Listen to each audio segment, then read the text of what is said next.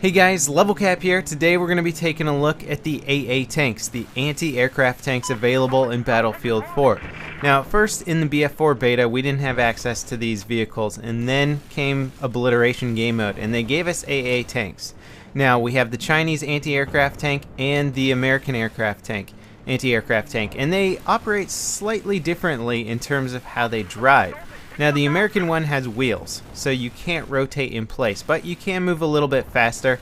Personally, I feel a little bit more agile in that tank.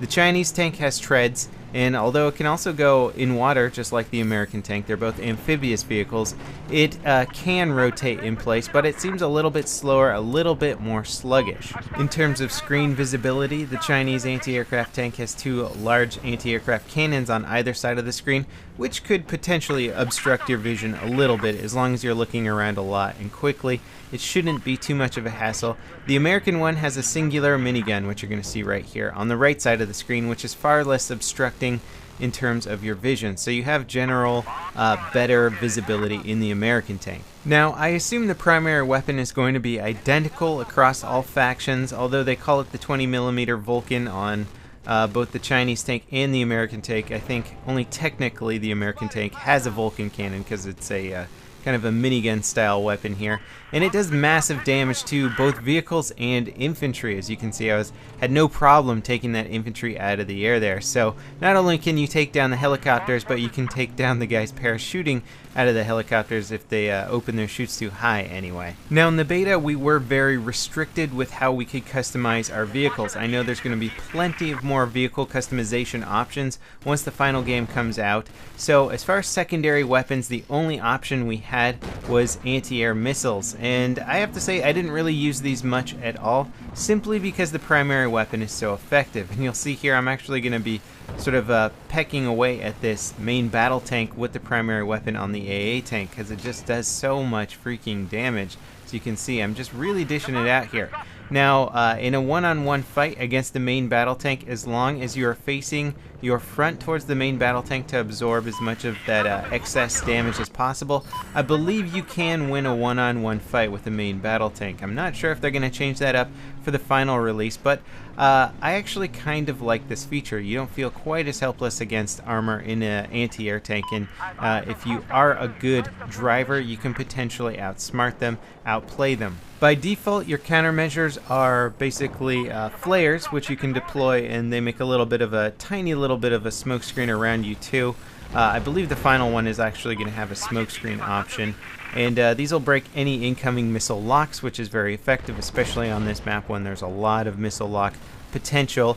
You can also use thermal camo, which is going to increase the lock-on time. Personally, I think flares are going to be much more effective. I think that very few people are going to be using thermal camo when the final game comes out, just because if you have the option for flares on any vehicle, it seems like it's going to be a more useful thing to have. Now let's talk about the anti-infantry potential. As you can see here, I'm racking up a ton of infantry kills. You're in an armored vehicle, you don't take any damage from small arms fire, and you've got machine guns on this thing, miniguns, anti-air cannons that just tear through infantry, and you can even roadkill them there, as you see.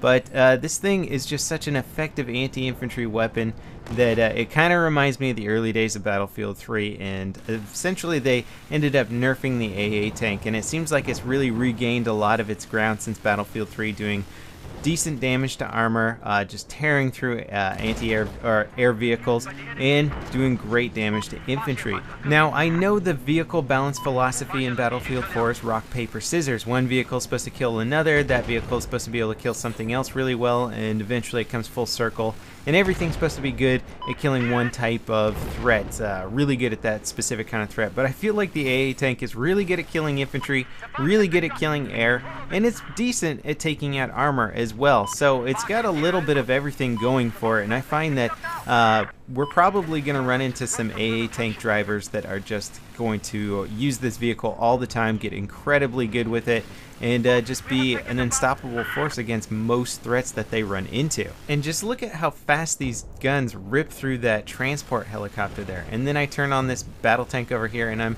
still doing decent damage to it at range, and I can still take out the infantry at range.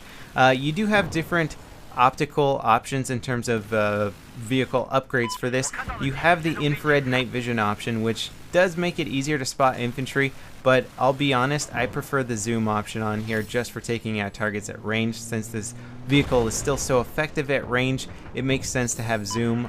We'll have to see what other options we get at final launch, but so far I'm really enjoying zoom. And we really haven't seen the full potential of this vehicle yet. We're gonna see a huge variety of secondary weapons other than anti-air missiles, so it could potentially become very effective against armored targets using guided rockets, lock-on rockets, that sort of thing.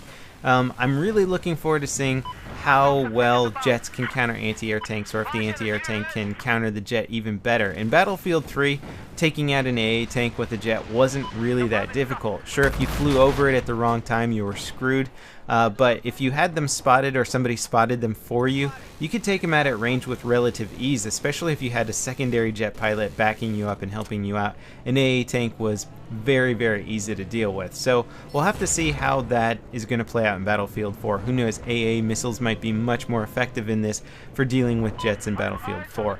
Now, what I'm finding most interesting about the balance of the AA tank currently is that it reminds me a lot of the AA tank in the beginning of Battlefield 3, where it was just a complete beast and destroyed everything, and then they had to nerf the heck out of it. I'm wondering if we're going to have to follow that same pattern in Battlefield 4, or maybe DICE had a reason for basically upping the power of the AA tank again to deal with everything so effectively. Maybe every vehicle in the game is now more effective. So it's just a matter of time to wait and see. I wouldn't be surprised if we're going to get some nerfs to the AA tank though come final launch, because once we start getting all those additional unlocks to countermeasures, secondary weapons and stuff, I think the AA tank's going to be even more effective than it is in the beta. So as always, thanks for watching, guys. Let me know in the comments what you think about the power of the AA tank, and I'll see you next time. This is Level Cap signing off.